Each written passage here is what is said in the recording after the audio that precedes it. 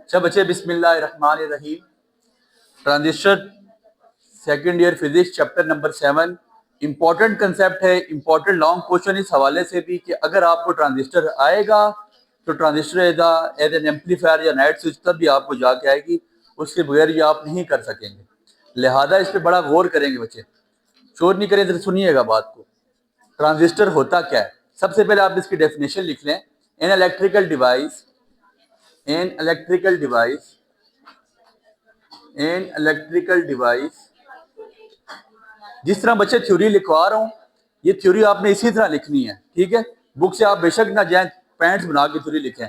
N electrical device that controls and magnifies, that controls and magnifies the electric signal, the electric signal. ये इसकी definition है बच्चे, आपकी book नहीं लिख रही definition. An electrical device that controls and magnifies electric signal। ठीक हो गया? समझ आ गई बात की? An electric device that controls and magnifies electrical signal।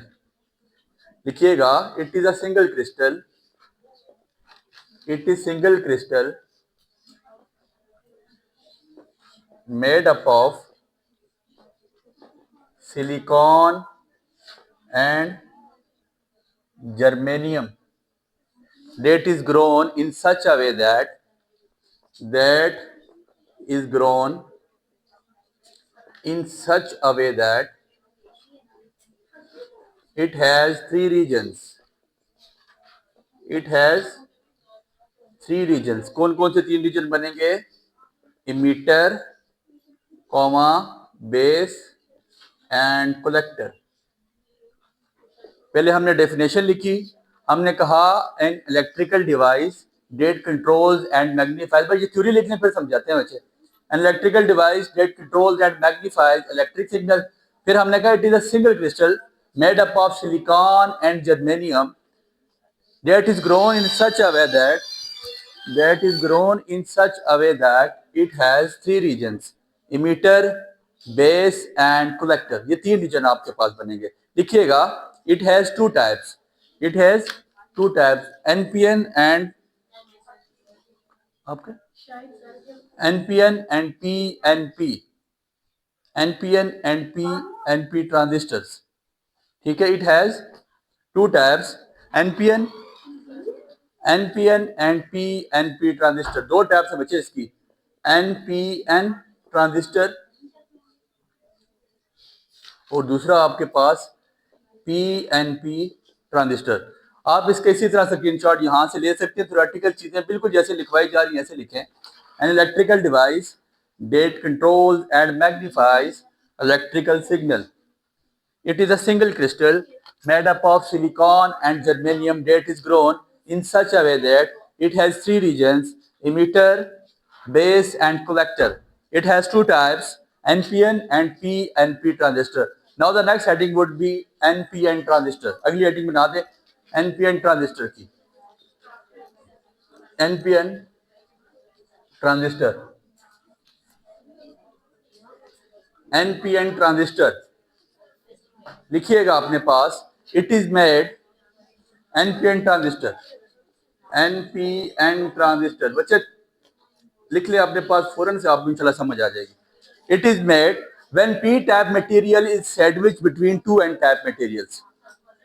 It is made, ये कैसे बनता है NPN transistor? It is made when P type material is sandwich between two N type materials. लिख लें, it is made when p-type material is sandwiched between two n-type materials। ये आपके पास NPN transistor की definition है।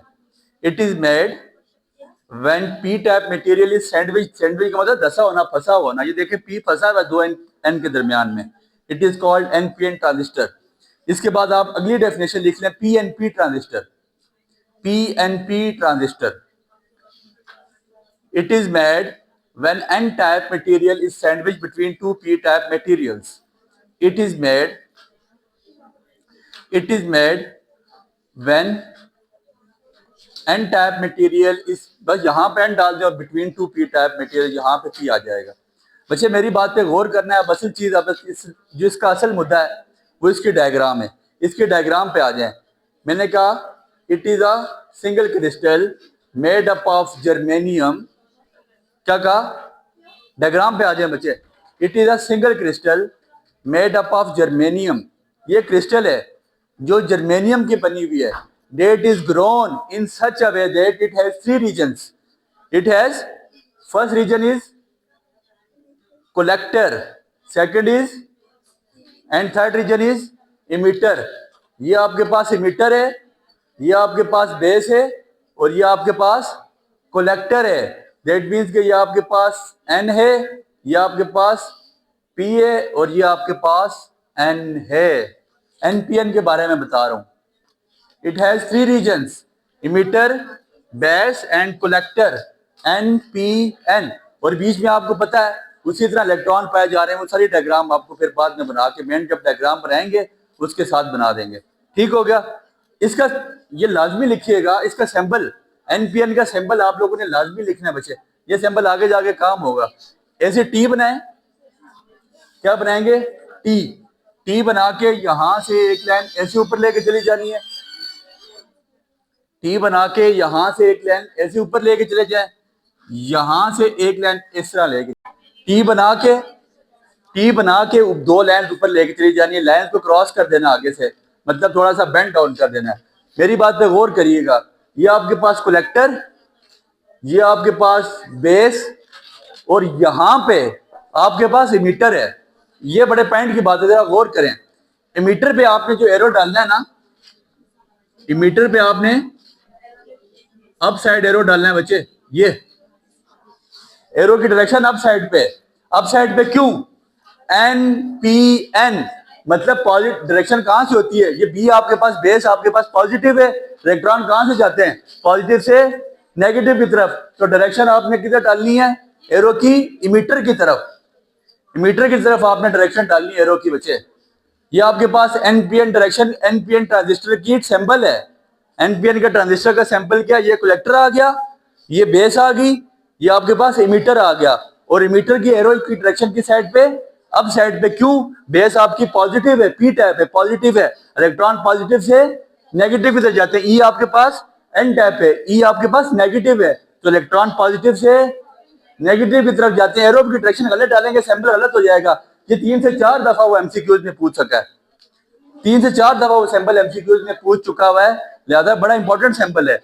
Arrow की direction up side पे. अगर arrow की डायरेक्शन डाउन साइड पे डालेंगे तो फिर ये गलत हो जाएगा. समझ आ गई बात की? एनपीएन की ये आपके पास डायग्राम आ जाती है. अब अगर आप इसको पीएनपी करेंगे, इसको अगर आप पीएनपी कर लें, PNP, it is made when an type material is sandwich between to P type materials. ठीक हो गया? अब यहां पे क्या आ जाएगा? इसके डायग्राम आपने लाता बनानी बच्चे. ये आपके पास क्या आ जाएगा? पीएनपी. क्या आ जाएगा? पीएन. और इसके सिंबल में कोई चेंजिंग नहीं है. यहां पे जो एरो की डायरेक्शन है वो डाउन साइड डाल देंगे. क्यों? कि इलेक्ट्रॉन पॉजिटिव से, ई आपके पास पॉजिटिव है, बेस आपके पास नेगेटिव है. तो एरो की डायरेक्शन आपने आप कहां डाल देनी है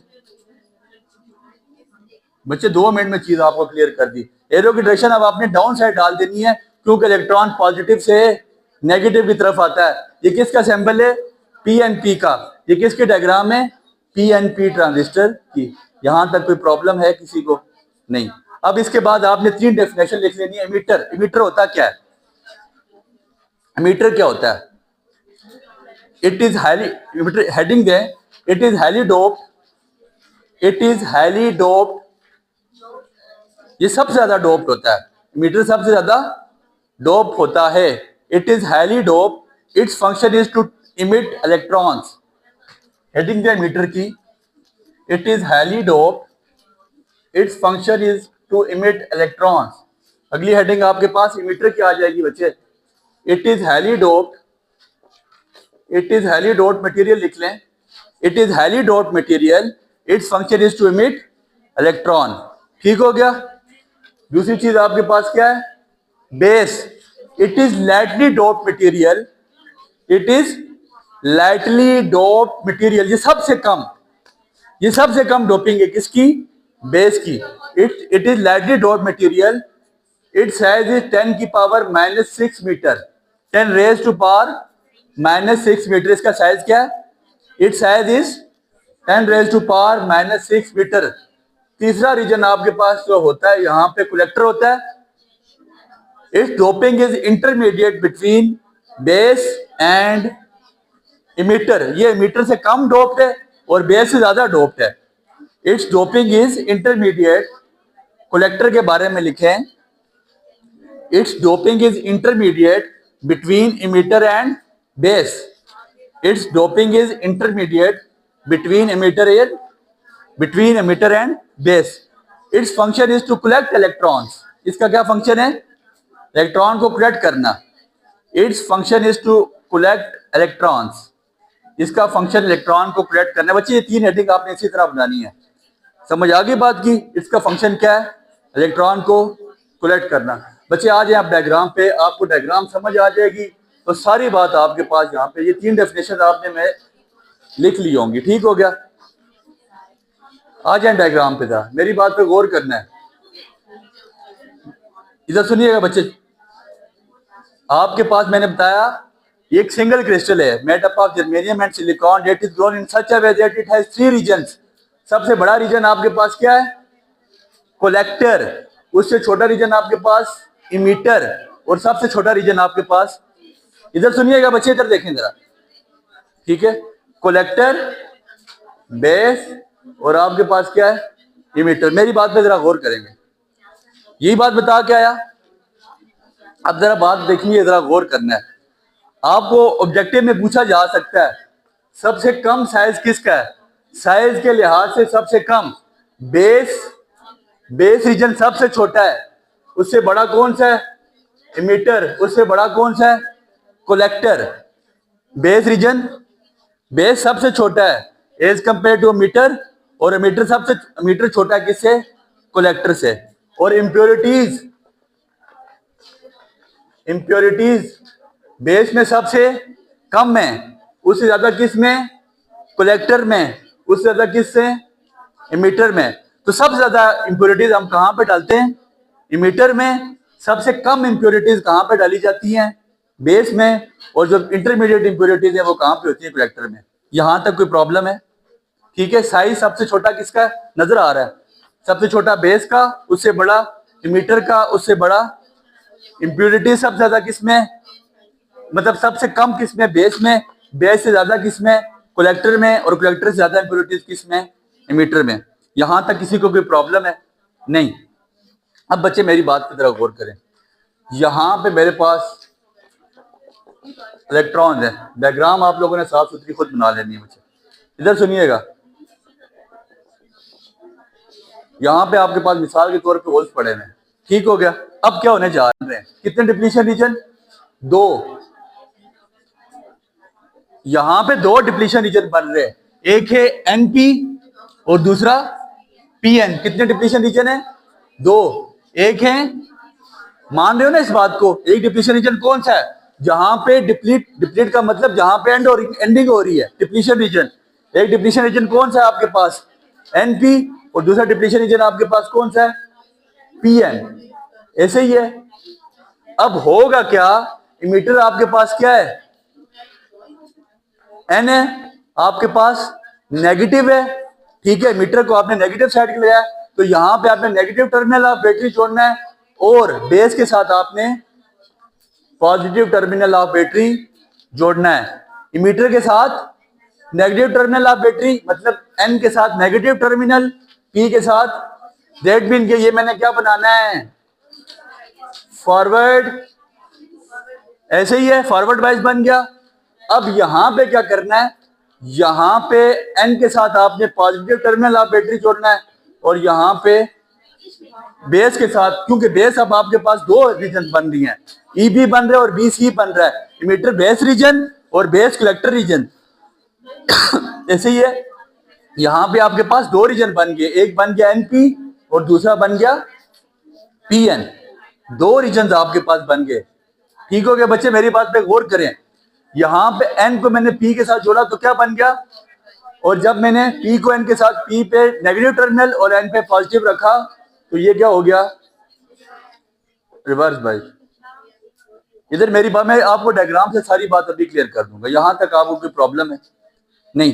क्या किया, तीन रीजन लिए, एक इमिटर, बेस, कलेक्टर। इमिट दो, अब इस ये सिंगल क्रिस्टल को मैंने दो रीजन में डिवाइड कर दिया।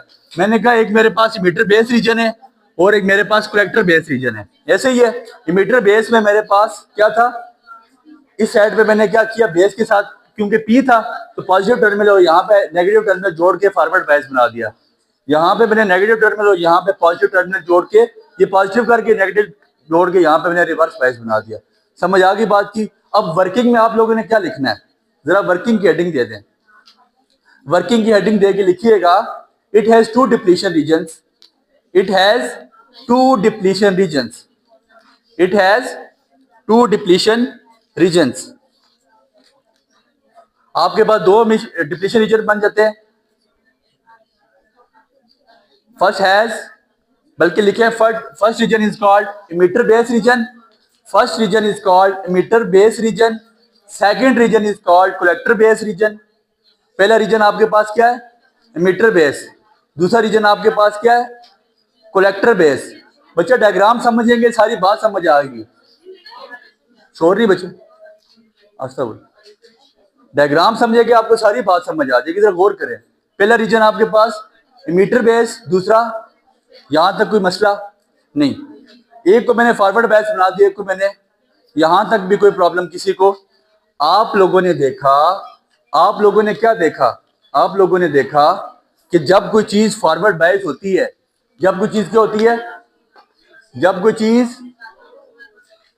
कोई चीज फॉरवर्ड बायस होती है तो width of the depletion reason क्या हो जाती है, डिक्रीजेस। पढ़ा के आया था कि जब कोई चीज फॉरवर्ड बायस हो तो विड्थ ऑफ डिप्लीशन रीजन क्या हो जाती है, डिक्रीजेस, कम हो जाती है।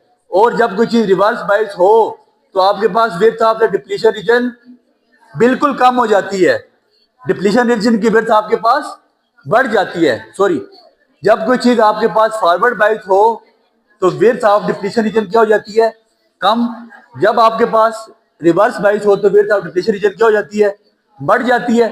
अब इसका क्या मतलब है, मेरी बात पे जरा गौर करना है, इधर सुनिएगा।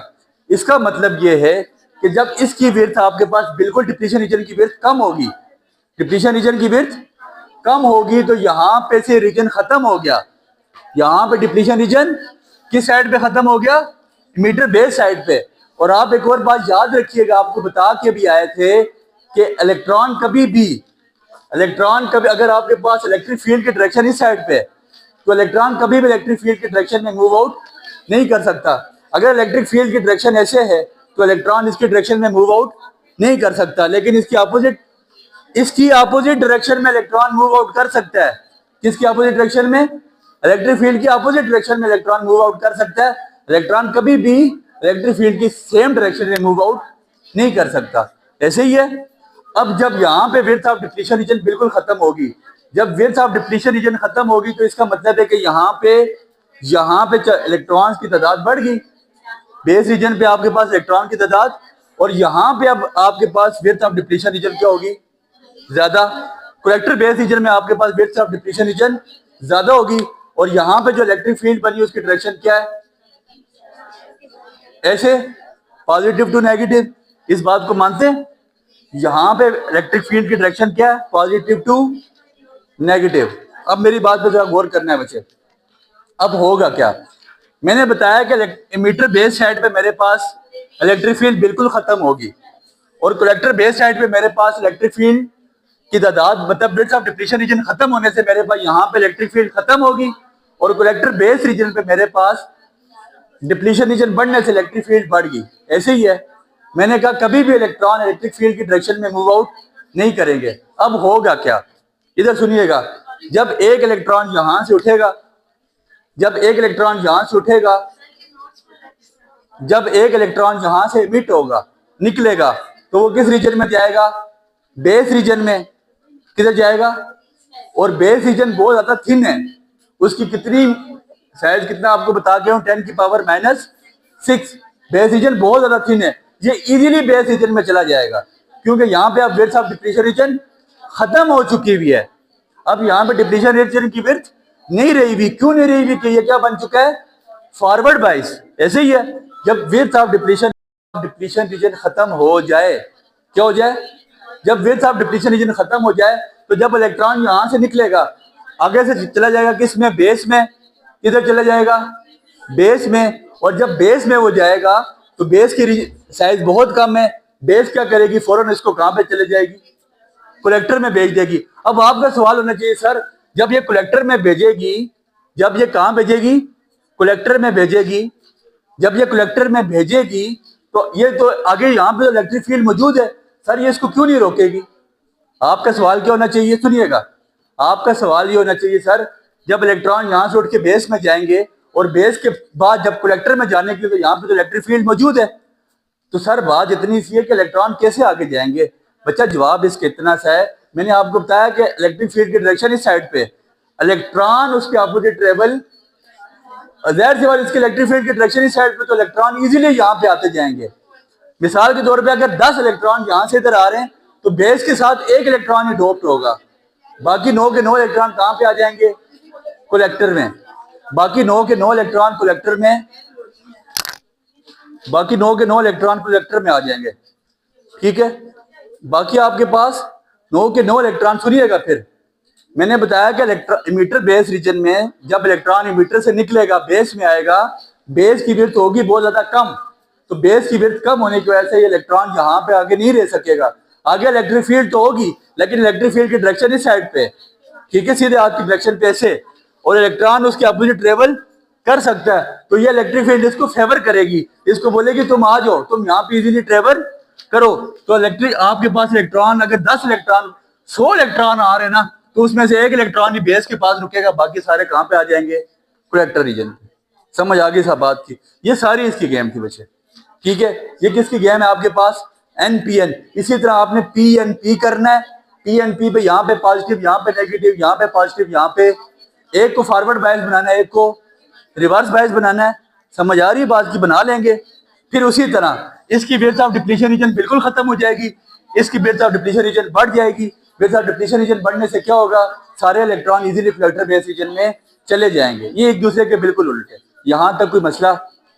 और एक और बात याद रखनी है, जो आपके पास वोल्टेज होगी ना किसकी? फॉरवर्ड बायस की, वो वोल्टेज हमेशा कम होगी। वोल्टेज VBB आपके पास, ये किसकी? ये जो VBB है ना आपके पास, ये वोल्टेज हमेशा कम होनी चाहिए। किससे? VCC से। आपके पास ये जो कलेक्टर की रीजन है ना, कलेक्टर रीजन की वोल्टेज है, ये आपने इसके बीच में एक एक्स्ट्रा बैटरी भी लगा दें। कलेक्टर के रीजन में एक एक्स्ट्रा बैटरी भी लगा दें, ताकि यहाँ पे आपको पता चले कि जो इस साइड की, इस रिवर्स बायस रीजन की वोल्टेज है, वो ज्यादा है as compare to forward bias region के। समझ आ गई बात की? यहाँ पे इलेक्ट्रॉन इजीली ट्रेवल कर सकते हैं। समझ, ये डायग्राम आपकी बुक पे नहीं बनी हुई, लेकिन इस डायग्राम से आपको चीज इजीली समझ आ गई है। ठीक हो गया? इस डायग्राम को अगर किसी को कोई प्रॉब्लम हो, तो वो दोबारा मुझसे पर्सनली पूछ सकता है। सारी गेम आपके पास यहाँ पे इस डायग्राम की है। इसके बाद सुनिएगा, आपकी बुक 2 डायग्राम बना रही है, एक बना रही है NPN रीजन की, एक बना रही है PNP रीजन की। ठीक है, वो कन्वेंशनल करंट की डायरेक्शन बता रही है। कन्वेंशनल करंट हमेशा इलेक्ट्रॉन के ऑपोजिट ट्रेवल करते हैं। ऐसे ही है, कहाँ ट्रेवल करता है इलेक्ट्रॉन के? ये आपके पास बेस रीजन है। बल्कि इसको बनाने का आसान सा तरीका, इसको बनाने का आसान तरीका क्या है? आप इसका सिंबल बनाएं पहले। किसका? NPN का। ये आपने सिंबल बना लिया, ये PNP का मैंने क्या बना दिया? सिंबल। ऐसे ही है, इस रीजन को मैं जोड़ूं, पॉजिटिव नेगेटिव टर्मिनल, फिर यहाँ पे ये आपके पास आ जाएगा VBB। ठीक है, यहाँ पे मैं लगा रहा हूँ, एक्स्ट्रा वोल्टेज भी लगानी है यहाँ पे, तो एक एक्स्ट्रा बैटरी का भी साइन डाल दें यहाँ पे। ये आपके पास नेगेटिव हो, ये आपके पॉजिटिव हो जाएगा। ये आपके पास क्या है? VCC। सुनिएगा, आपको क्या बात बताई? आपको बताया कि इलेक्ट्रॉन इमीटर से निकलेंगे, किस साइड पे आएंगे? बेस पे। इलेक्ट्रॉन ऐसे ट्रेवल करेगा ना, इधर सुनिएगा, इलेक्ट्रॉन इस डायरेक्शन में मूव करता हुआ आएगा, ऐसे ही है। जब इलेक्ट्रॉन इस डायरेक्शन में मूव करता आएगा तो इलेक्ट्रॉन की डायरेक्शन की अपोजिट होती है, किसकी डायरेक्शन? कलेक्टर कन्वेंशनल करंट की। कौन से करंट की? अगर इलेक्ट्रॉन इस साइड पे मूव करेगा तो कन्वेंशनल करंट इस साइड पे। ये कौन सा रीजन है? ये आपके पास आई इमीटर रीजन है, ऐसे ही है। ये आपके पास इमीटर रीजन है ना बच्चे, ई वाला। फिर अगर ये आपके पास कौन सा रीजन है? Base reason. जब आपके पास इलेक्ट्रॉन यहाँ पे डायग्राम में आपको बताया था, जब आपके पास डायग्राम बेस ने ले लिया, जब बेस ने आपके पास इलेक्ट्रॉन लिए थे तो बेस ने एक इलेक्ट्रॉन पकड़ के नीचे ले आया था, और जब आप इसमें कन्वेंशनल करंट की डायरेक्शन बताएंगे तो वो किधर आ जाएगी? ऐसे ही है बच्चे, उसकी अपोजिट आ जाएगी। और फिर यहाँ पे डायरेक्शन आपके पास वीसीसी की डायरेक्शन किस साइड पे थी? यहाँ पे इलेक्ट्रॉन की डायरेक्शन इस साइड पे थी, तो उसके अपोजिट डायरेक्शन आपके पास हो जाएगी। इसकी डायरेक्शन आपके पास यहाँ पे अपोजिट हो जाएगी। समझ आ गई बात की? तो अब आपके पास जो मैथमेटिकल फॉर्म बनती है पूरे ट्रांजिस्टर की, वो बनती है I E is equals to IB plus IC। तो ये बात मानी जाती है कि transistor is the combination of collector base emitter base region, या emitter base current is the combination of base current and conventional base current and collector current. आपके पास आई ई, ये जो आपके पास कन्वेंशनल करंट है ना, आई ई, ये किसके इक्वल होता है? आई बी कन्वेंशनल करंट के, मतलब बेस करंट के, और सी आपके पास आई सी कलेक्टर करंट के। मीटर में से जितने इलेक्ट्रॉन इमिट हो रहे हैं, कुछ ले लेता है कौन? बेस। और बेस बहुत कम लेता है, क्योंकि आपको पता है लाइटली डोप भी होता है, और उसके पास इम्प्योरिटी साइज भी उसका बहुत कम है, और डोपिंग भी उसकी बहुत लाइट है, तो वो बाकी इलेक्ट्रॉन आगे भेज देता है, किसको? कलेक्टर को। तो आपके पास मीटर करंट किसके इक्वल हो जाता है? बेस प्लस कलेक्टर के। आपके पास Enjoyed the lecture? Give it a like. Stay updated. Like, subscribe, and comment.